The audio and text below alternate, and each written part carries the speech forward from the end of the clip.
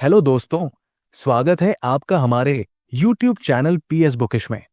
दोस्तों, आज हम बात करने वाले हैं दी आर्ट ऑफ लेज़ीनेस किताब के बारे में, जिसमें आलस्य की मानसिकता को समझने और उसे बेहतर करने के लिए टिप्स और तकनीकों के बारे में जानेंगे। आलस यानी कुछ न करने की इच्छा। लेकिन क्या आपने कभी सोचा है कि हर बार आलसी होना बुरा नहीं होता? कई बार सबसे बड़ा आइडिया, सबसे शानदार समाधान एक आलसी इंसान के दिमाग से ही निकलता है। क्यों? क्योंकि आलसी व्यक्ति मेहनत से नहीं, समझदारी से काम करना चाहता है। वे रास्ते खोजते हैं जो आसान हो, तेज हो और समय बचाएं। एग्जाम्पल, क्या आपने कभी सोचा कि रिमोट कंट्रोल किसने बनाया? एक ऐसा इंसान जिसने बार बार उठकर टीवी चैनल बदलने से आलस किया। लेकिन उसी आलस ने एक नई क्रांति ला दी। आलस्य यानी लेज़ीनेस कोई बुरी चीज नहीं है, बल्कि सही तरीके से अपनाया जाए तो ये आपकी प्रोडक्टिविटी और क्रिएटिविटी को कई गुना बढ़ा सकता है। अब सोचिए वो कौन लोग हैं जो सबसे ज्यादा पैसे कमाते हैं। CEOs, business owners, investors. क्या वो दिन रात काम करते हैं? नहीं, बल्कि उनके पास सिस्टम्स होते हैं। उनके पास ऐसी स्ट्रेटेजीज होती हैं जो उन्हें बिना मेहनत किए भी आगे बढ़ने में मदद करती है। और यही है लालच और मेहनत के बीच का गहरा रहस्य। अब जरा खुद को देखिए। क्या आपने कभी ऐसा महसूस किया है कि आप बहुत ज्यादा मेहनत कर रहे हैं? सच तो यह है कि आज की दुनिया में सिर्फ हार्ड वर्क नहीं, स्मार्ट वर्क की जरूरत है। और स्मार्ट वर्क वही करता है जो सोचता है कि मैं ये काम कम मेहनत में कैसे कर सकता हूं। अब फर्क यह है कि आलसी वो है जो कुछ करता ही नहीं, लेकिन कला वाला आलसी वो है जो कम से कम मेहनत में ज्यादा हासिल कर लेता है। ये किताब आपको बताएंगे कि लेजी होना कोई पाप नहीं है, बल्कि एक कला है। सही तरीके से अपनाया जाए तो लेज़ीनेस आपके लिए सक्सेस, हैप्पीनेस और फ्रीडम ला सकती है। लेकिन कैसे? यही जानने के लिए आपको इस वीडियो को आखिर तक देखना होगा, क्योंकि आज हम इस किताब के उन छुपे हुए सीक्रेट्स को खोलने जा रहे हैं जो आपकी पूरी जिंदगी बदल सकते हैं। तो तैयार हो जाइए एक ऐसी सोच अपनाने के लिए जो दुनिया के सबसे अमीर और सफल लोग अपनाते हैं। एक ऐसी सोच जो आपको सिखाएगी कि कैसे कम मेहनत करके भी ज्यादा हासिल किया जा सकता है और कैसे लेज़ीनेस को अपनी ताकत में बदला जा सकता है। चलिए शुरू करते हैं दी आर्ट ऑफ लेज़ीनेस का ये रोमांचक सफर। चैप्टर 1, कड़ी मेहनत का फल। क्या आपने कभी सोचा है कि बचपन से हमें एक ही चीज क्यों सिखाई जाती है? मेहनत का कोई विकल्प नहीं। स्कूल में टीचर्स कहते थे, अगर अच्छे नंबर चाहिए तो दिन रात मेहनत करो। बचपन में माता पिता हमें एक ही चीज क्यों सिखाते थे कि अगर जिंदगी में कुछ बनना है तो खूब मेहनत करनी होगी। और जब बड़े हुए तो समाज ने भी यही दोहराया, सक्सेस चाहिए तो हार्ड वर्क ही उसका एकमात्र रास्ता है। लेकिन क्या सच में ऐसा है? सोचिए, आपके आसपास कितने लोग हैं जो दिन रात मेहनत करते हैं फिर भी स्ट्रगल कर रहे हैं। वहीं दूसरी ओर कुछ लोग बिना ज्यादा मेहनत किए भी जिंदगी में बहुत आगे निकल जाते हैं। ऐसा क्यों होता है? क्या मेहनत करने वाले लोग गलत हैं, या फिर हमें जो सिखाया गया है वो पूरी तरह से सही नहीं है? क्यों कुछ लोग बिना ज्यादा मेहनत किए भी सफल हो जाते हैं, जबकि कई लोग जी तोड़ मेहनत करने के बाद भी अपनी जगह से हिल नहीं पाते? असल में हार्ड वर्क की जो परिभाषा हमें दी गई है वो अधूरी है। सिर्फ मेहनत से कुछ नहीं बदलता, असली बदलाव लाती है स्मार्ट मेहनत, स्मार्ट वर्क, सही रणनीति, स्ट्रेटेजी और सही समय पर सही फैसले, राइट डिसीजंस। देखिए, जब कोई किसान खेत में बीज बोता है तो वो क्या करता है?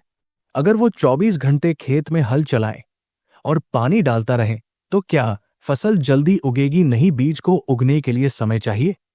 मेहनत जरूरी है, लेकिन अगर वो सही तरीके से और सही समय पर की जाए तभी उसका फल मिलता है। अगर मेहनत ही सफलता की कुंजी होती तो हर मजदूर करोड़पति होता, हर रिक्शा चलाने वाला दुनिया घूम रहा होता।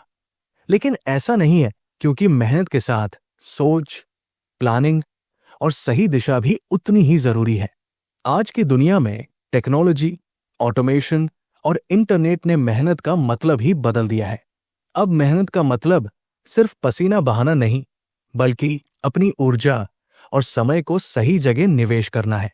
अगर कोई बिना मेहनत के ज्यादा पैसा कमा रहा है तो इसका मतलब ये नहीं कि वो गलत कर रहा है। इसका मतलब है कि उसने मेहनत का सही तरीका ढूंढ लिया है। तो अब सवाल यह है, क्या आप भी अपनी मेहनत को स्मार्ट बनाना चाहते हैं? अगर हाँ, तो आपको इस भ्रम से बाहर निकलना होगा कि हार्ड वर्क ही सब कुछ है। मेहनत करो, लेकिन उससे भी ज्यादा जरूरी है सही दिशा में मेहनत करना। क्योंकि जिंदगी की इस रेस में जीत उसी की होती है जो तेज नहीं बल्कि सही दिशा में दौड़ता है। चैप्टर 2 लेजनेस वेयर प्रोडक्टिविटी हमें बचपन से सिखाया गया कि आलस्य एक बुरी आदत है। लेटे मत रहो, उठो और कुछ करो। जो मेहनत करेगा वही आगे बढ़ेगा। लेकिन जरा सोचिए, क्या हर वो इंसान जो दिन रात भाग दौड़ करता है सच में प्रोडक्टिव होता है? और क्या हर वो इंसान जो आराम से सोच समझकर काम करता है सच में आलसी होता है? एक कहानी सुनिए। अमित और रोहित दो दोस्त थे। दोनों एक ही कंपनी में काम करते थे, लेकिन दोनों का काम करने का तरीका बिल्कुल अलग था। अमित सुबह जल्दी ऑफिस आता, सबसे पहले बैठता और रात तक काम करता रहता। उसे अपने काम पर गर्व था क्योंकि वो हार्ड वर्किंग था। वही रोहित ऑफिस लेट आता, ज्यादा घंटों तक नहीं रुकता और फिर भी हर बार उसकी परफॉर्मेंस टॉप पर रहती थी। आखिर ऐसा कैसे हो सकता था? लेज़ीनेस और प्रोडक्टिविटी में आलसी लोग अक्सर सबसे चतुर होते हैं क्योंकि वो कम से कम मेहनत में ज्यादा से ज्यादा हासिल करने के तरीके खोजते हैं, जबकि हार्ड वर्किंग लोग बिना सोचे समझे बस काम में लगे रहते हैं और कई बार उनका सारा समय बेकार चला जाता है। अब जरा सोचिए, जब कोई नया रास्ता बनाने की जरूरत होती है तो कौन इसे सबसे पहले ढूंढता है? वो इंसान जो मेहनत से पुरानी राह पर ही चलता रहता है, या वो जो सोचता है कि मुझे बिना ज्यादा मेहनत किए कैसे आगे बढ़ना है? हर बड़ी खोज, हर नई टेक्नोलॉजी, हर इनोवेशन उन्हीं लोगों ने की है जो स्मार्ट थे, जिन्होंने हार्ड वर्क की जगह स्मार्ट वर्क को अपनाया। अगर आपने ध्यान दिया हो तो दुनिया के सबसे अमीर और सफल लोग अपनी दिनचर्या में ज्यादा मेहनत नहीं करते, बल्कि वो अपने लिए ऐसी रणनीतियां बनाते हैं जिससे उनका काम ऑटोमेटिक हो जाए। वो अपनी प्रोडक्टिविटी बढ़ाने के लिए सिस्टम बनाते हैं, टीम बनाते हैं और समय का सही इस्तेमाल करते हैं। असल में आलस्य कोई बुरी चीज नहीं है अगर उसे सही दिशा में इस्तेमाल किया जाए। अगर आप हर काम को लेकर आलसी है और कुछ भी नहीं करना चाहते तो जाहिर है कि ये नुकसानदायक होगा। लेकिन अगर आप इस सोच के साथ आलसी हैं कि मुझे कम से कम मेहनत में ज्यादा से ज्यादा हासिल करना है, तो आप अपनी प्रोडक्टिविटी कई गुना बढ़ा सकते हैं। अब सवाल ये है, क्या आप बिना थके, बिना ज्यादा मेहनत किए सफलता हासिल करना चाहते हैं? अगर हाँ, तो आपको हार्ड वर्क के भ्रम से बाहर निकलकर प्रोडक्टिविटी के असली मतलब को समझना होगा, क्योंकि असली जीत उसी की होती है जो सिर्फ भागता नहीं बल्कि समझदारी से खेलता है। Chapter 3 the power of doing nothing. हम एक ऐसी दुनिया में रहते हैं जहां हर कोई भाग रहा है, कुछ न कुछ कर रहा है। अगर आप कुछ देर के लिए भी खाली बैठ जाएं तो लोग आपको आलसी कहने लगते हैं।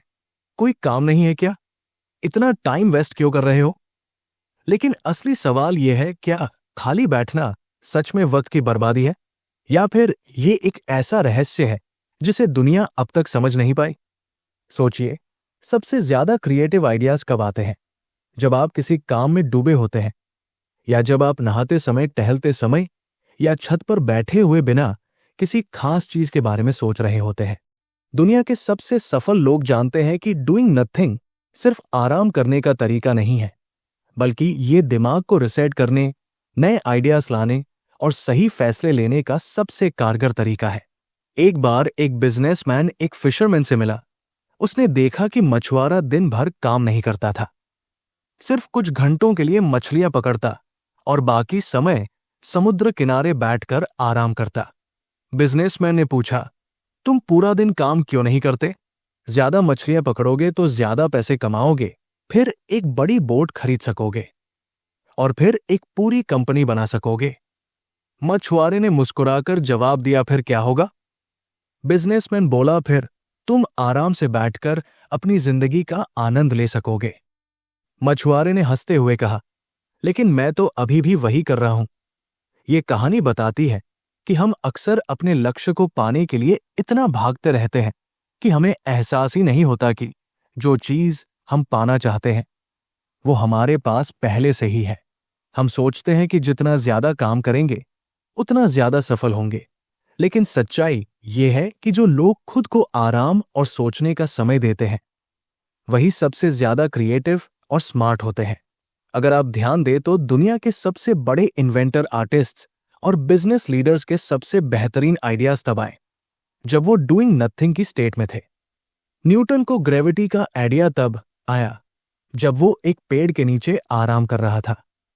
आइंस्टाइन अपने सबसे बड़े थियरीज पर काम करने के लिए घंटों तक अकेले बैठकर कुछ नहीं करता था, बस सोचता था। समस्या ये है कि हमारी सोसाइटी ने हमें सिखाया है कि खाली बैठना समय की बर्बादी है, लेकिन असल में जब आप खुद को थोड़ा रुकने का समय देते हैं तो आपका दिमाग ज्यादा तेज और ज्यादा क्रिएटिव हो जाता है।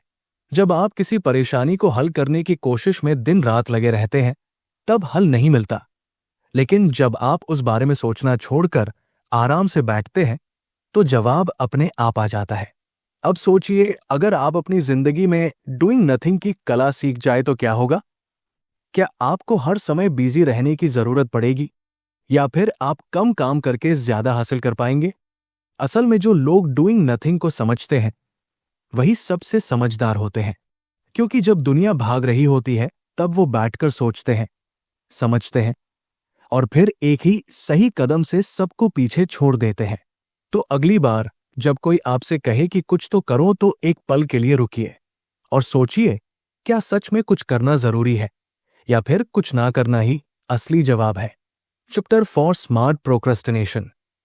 टालमटोल यानी प्रोक्रास्टिनेशन को अक्सर बुरी आदत समझा जाता है। लोग कहते हैं कि जो काम को टालता है वो जिंदगी में कुछ बड़ा नहीं कर सकता, लेकिन क्या सच में हर बार टालमटोल करना नुकसानदायक होता है या फिर ये एक ऐसा रहस्य है जिसे सही तरीके से इस्तेमाल करके हम अपने दिमाग और समय को अपने फायदे में बदल सकते हैं?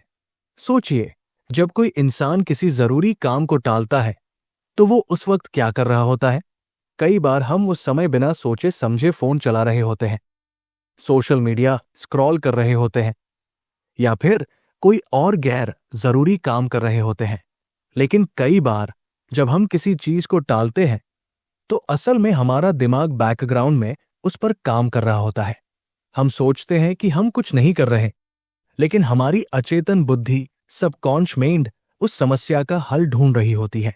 इसी को स्मार्ट प्रोक्रास्टिनेशन कहते हैं, जहां हम अपने टाल मटोल को एक रणनीति की तरह इस्तेमाल करते हैं, ना कि आलसीपन की निशानी की तरह।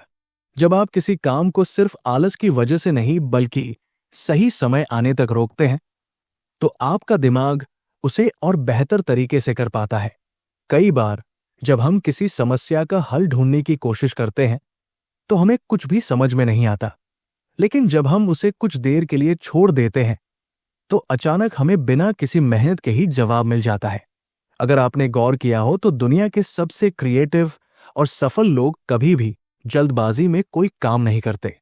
Steve jobs, Einstein, Bill Gates जैसे लोगों की सोच थी कि कुछ चीजों को टालना जरूरी होता है, क्योंकि हर चीज को तुरंत करना जरूरी नहीं होता।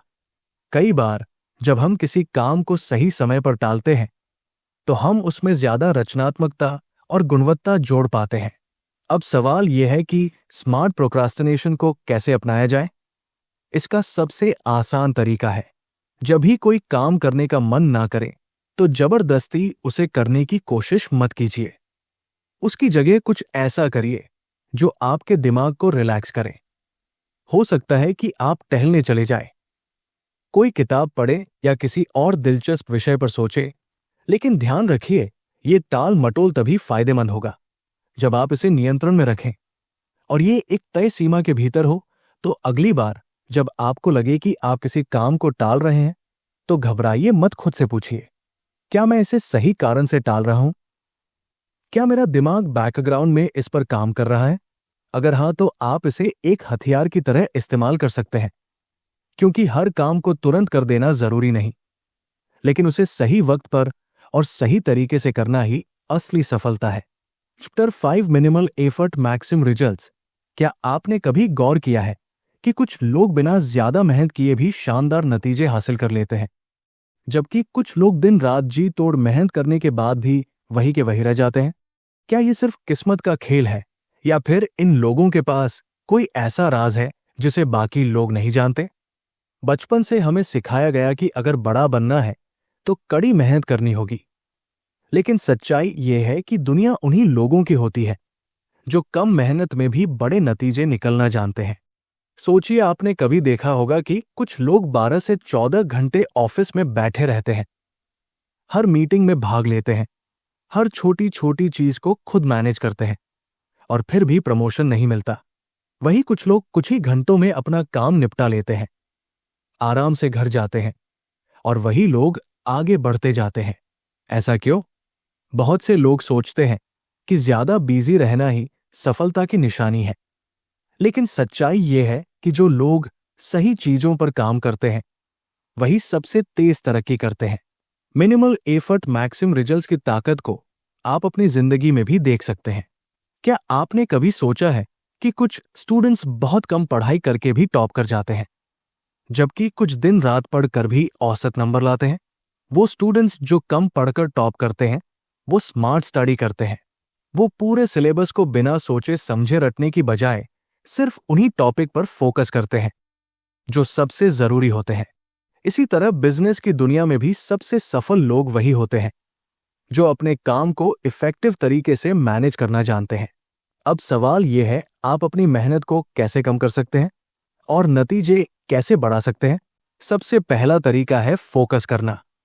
80% नतीजे सिर्फ 20% काम से आते हैं। इसे प्रिंसिपल कहते हैं। यानी अगर आप सही 20% चीजों पर ध्यान देंगे तो बाकी 80% रिजल्ट खुद आ जाएंगे।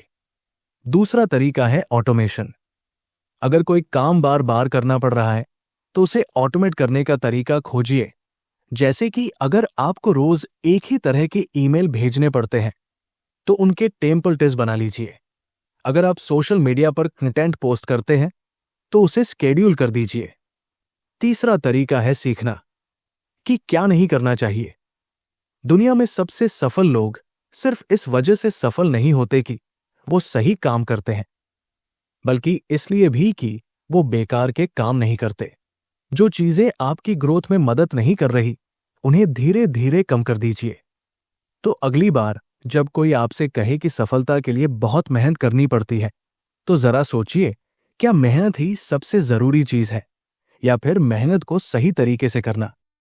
क्योंकि असली गेम उन लोगों का होता है जो कम काम करके भी दूसरों से आगे निकल जाते हैं। Chapter 6 the lazy persons guide to success.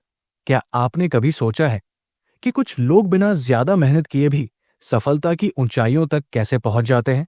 वो न तो दिन रात ऑफिस में फंसे रहते हैं, नहीं हर छोटी मोटी चीज के पीछे भागते हैं, फिर भी उनकी जिंदगी बाकी लोगों से कहीं ज्यादा आसान और सफल लगती है।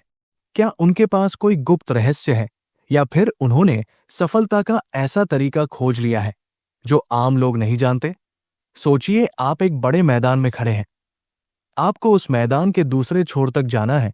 ज्यादातर लोग बिना सोचे समझे सीधा भागना शुरू कर देंगे, लेकिन अगर आप जरा समझदारी से सोचें तो आप पहले उस रास्ते को तलाशेंगे जो सबसे छोटा और आसान हो।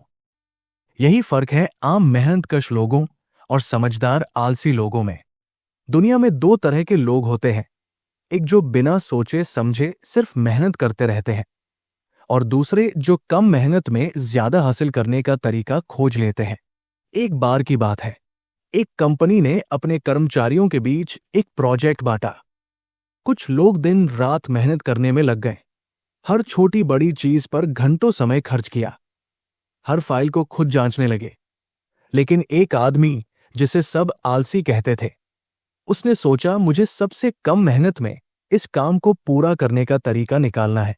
उसने सबसे पहले देखा कि कौन कौन से काम उसे खुद करने जरूरी है और कौन से काम वो दूसरों से करवा सकता है।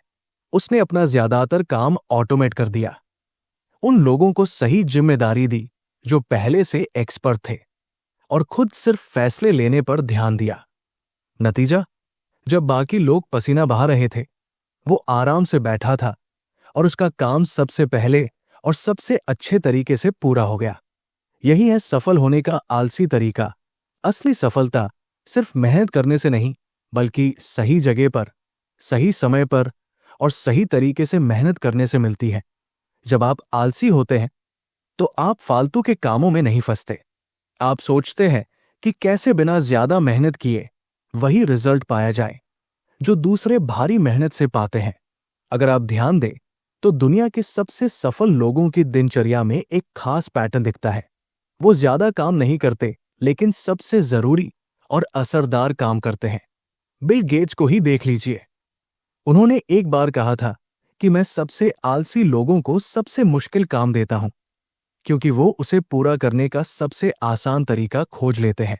इसका मतलब ये नहीं कि वो लोग निकम्मे होते हैं, बल्कि इसका मतलब है कि वो चीजों को आसान और असरदार बनाने की कला जानते हैं। अब सवाल यह है कि आप अपनी जिंदगी में the lazy persons guide to success को कैसे अपनाएं। सबसे पहला तरीका है हर काम खुद करने की आदत छोड़ना। अगर कोई काम ऐसा है जिसे कोई और आपसे बेहतर कर सकता है, तो उसे सौंप दे। इससे आपका समय बचेगा और आपका फोकस सिर्फ उन चीजों पर रहेगा जो सबसे ज्यादा जरूरी है। दूसरा तरीका है सिस्टम और ऑटोमेशन पर ध्यान देना। जो लोग स्मार्ट होते हैं वो बार बार एक ही काम नहीं करते, वो ऐसे सिस्टम बनाते हैं जिससे काम अपने आप होता रहे। जैसे कि अगर आपको रोज ईमेल्स भेजनी पड़ती है, तो क्या आप हर बार नई ईमेल टाइप करेंगे? नहीं। आप एक टेम्पलेट बना सकते हैं जिससे आपका समय बचेगा। तीसरा तरीका है सबसे आसान रास्ता खोजना। दुनिया में कुछ भी मुश्किल नहीं होता, बस हमें उसे करने का सही तरीका नहीं पता होता। अगर कोई काम बहुत भारी लग रहा है तो सोचिए कि उसे हल्का कैसे बनाया जा सकता है। याद रखिए, सफलता सिर्फ उन लोगों को नहीं मिलती जो दिन रात मेहनत करते हैं, बल्कि उन लोगों को भी मिलती है जो अपनी मेहनत को सही दिशा में लगाते हैं।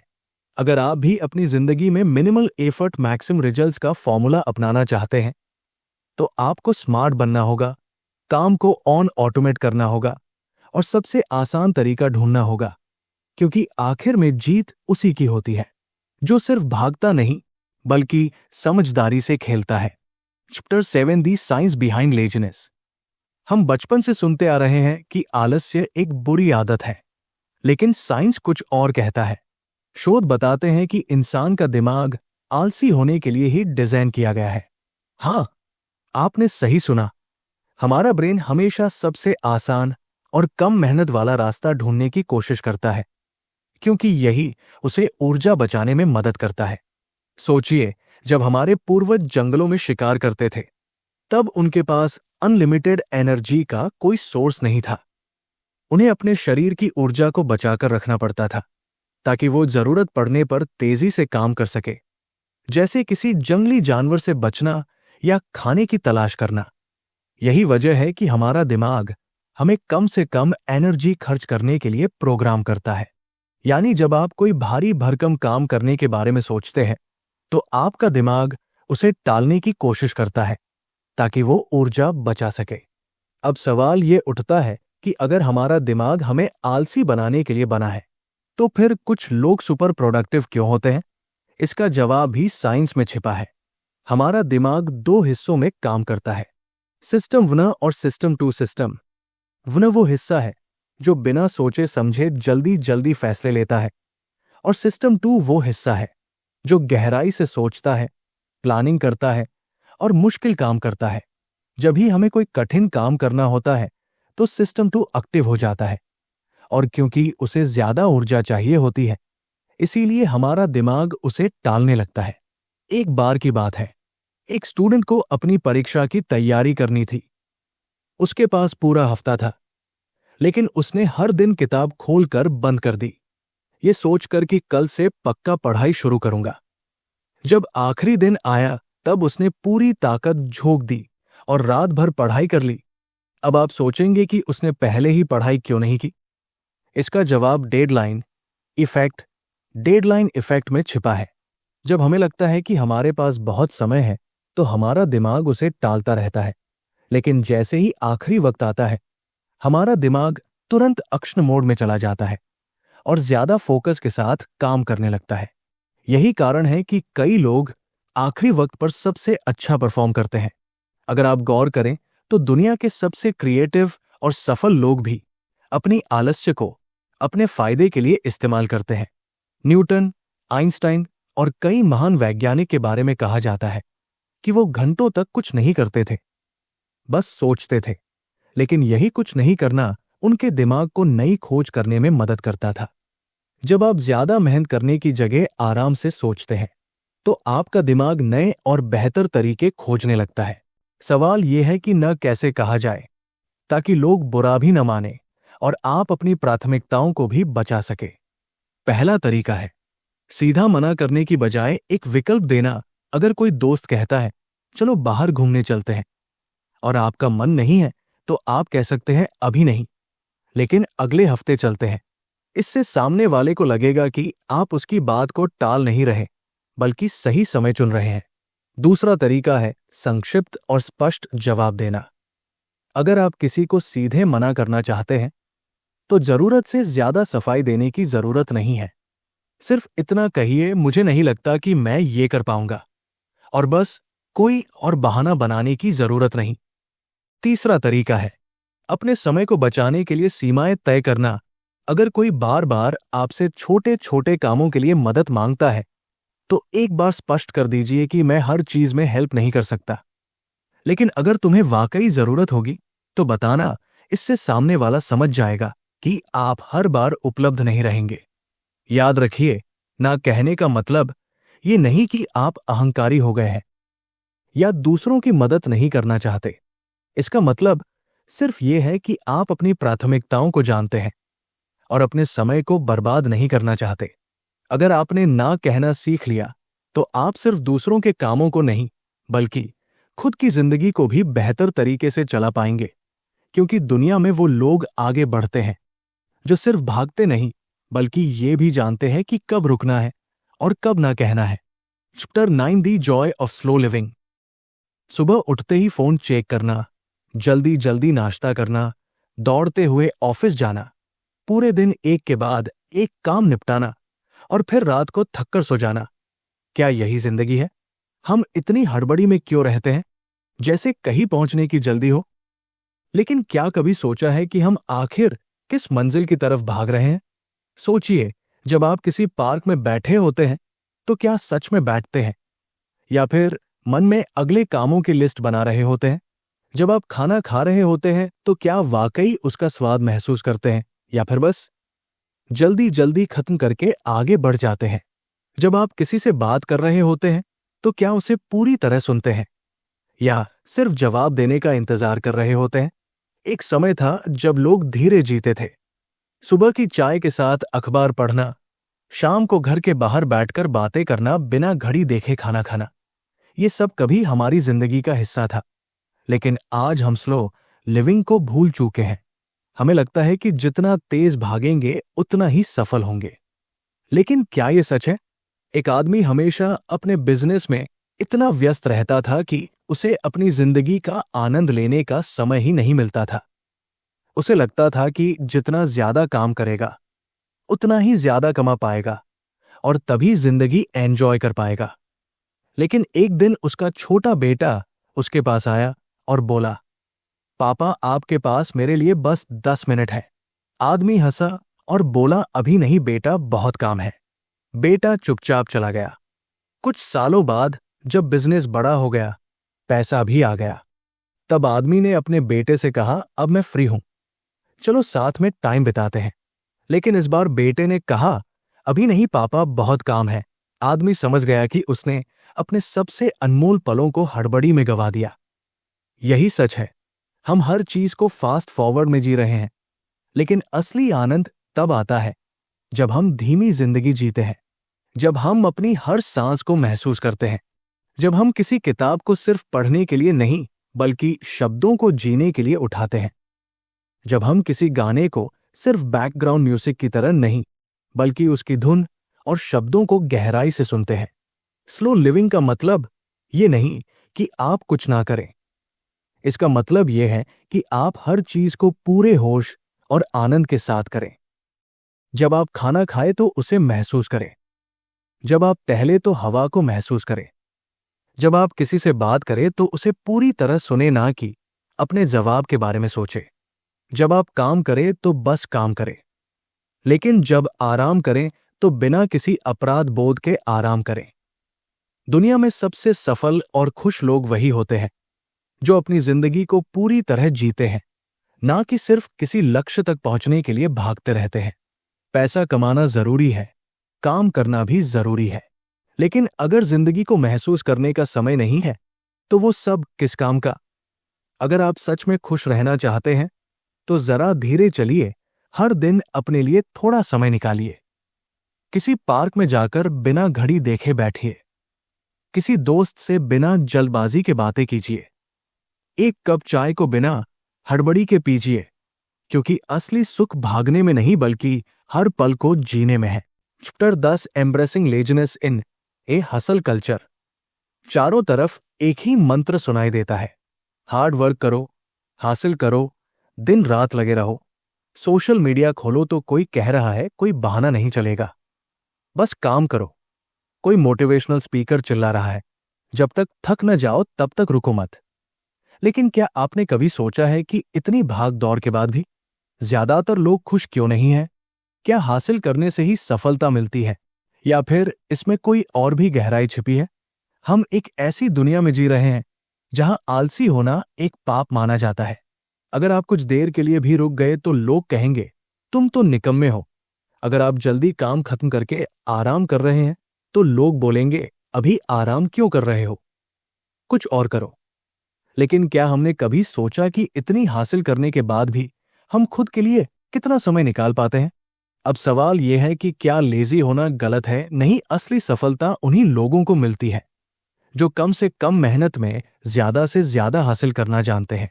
वो लोग जो समझते हैं कि हसल सिर्फ तब तक जरूरी है जब तक वो आपकी जिंदगी को बेहतर बना रहा है, ना कि तब तक जब तक वो आपकी जिंदगी को खा नहीं जाता।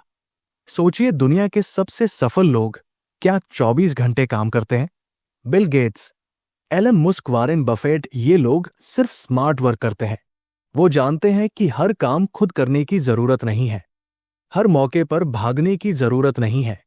उन्होंने ऐसे सिस्टम बनाए हैं जो उनके लिए काम करते हैं, जिससे उन्हें अपनी जिंदगी जीने का समय भी मिलता है।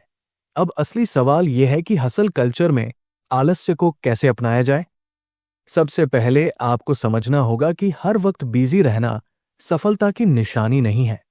कुछ लोग दिन भर काम में लगे रहते हैं, लेकिन नतीजे कुछ नहीं निकलते। दूसरी ओर कुछ लोग थोड़े समय में ही अपने काम को इतनी समझदारी से करते हैं कि उन्हें ज्यादा मेहनत करने की जरूरत ही नहीं पड़ती। दूसरा तरीका है एसेंशियलिज्म को अपनाना, यानी सिर्फ उन्हीं चीजों पर ध्यान देना जो आपके लिए सच में जरूरी है। जब आप गैर जरूरी चीजों को हटा देंगे तो आप पाएंगे कि आपके पास खुद के लिए ज्यादा समय बचेगा। तीसरा तरीका है स्ट्रैटेजिक लेजीनेस, यानी जब भी आपको लगे कि आप किसी चीज को टाल रहे हैं तो सोचिए कि क्या यह सच में करने लायक है। कई बार हम सिर्फ इसलिए काम करते रहते हैं क्योंकि हमें सिखाया गया है कि बिजी रहना जरूरी है, लेकिन क्या वो काम वाकई जरूरी है? अगर नहीं तो उसे टालना ही बेहतर है। तो अगली बार जब कोई आपको कहे कि तू बहुत आलसी है, मुस्कराइए और कहिए, हाँ, लेकिन मैं स्मार्ट तरीके से आलसी हूं और इसी से मैं जीतूंगा। याद रखिए, आलस बुरा नहीं है जब तक आप उसे अपनी क्रिएटिविटी से जोड़ना जानते हैं, क्योंकि दुनिया वही बदलते हैं जो चीजों को आसान बनाना जानते हैं। You don't need to work harder, you need to work wiser. अगर आपको यह वीडियो पसंद आया हो तो लाइक, शेयर और सब्सक्राइब जरूर करें और कमेंट में बताइए आपने आखिरी बार अपनी लेजीनेस को किस स्मार्ट तरीके से इस्तेमाल किया। मिलते हैं अगले वीडियो में, तब तक याद रखिए, आलस में भी एक कला है, बस उसे पहचानने की जरूरत है।